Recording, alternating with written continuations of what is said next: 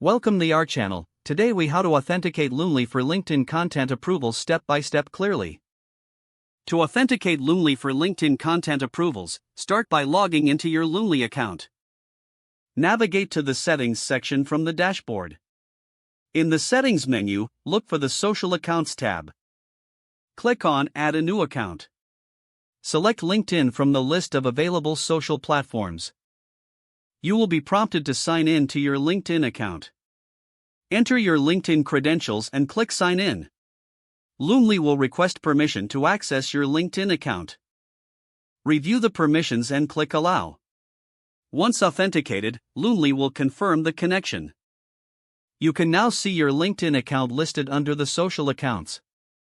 Return to the main dashboard for your content calendar. To set up content approvals, create a new post. Click the Create button and fill in your content details. Before publishing, navigate to the Approvals section. Add the email addresses of team members who need to approve the content. Notify them about the pending approval via Loomly's notification system. Once approvals are completed, you can schedule or publish the post. Monitor the status of approvals through your Loomly dashboard. You are now ready to manage LinkedIn content approvals with Loomly seamlessly. If the page does not load, refresh the browser or try again in a private or incognito window. Make sure you are using the correct email address, then retype it carefully to avoid small typos. If your password is not accepted, use the reset option and create a new strong password you can remember.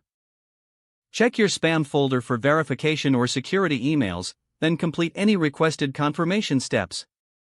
Enable two-factor authentication if available to improve account security and reduce unauthorized access risk.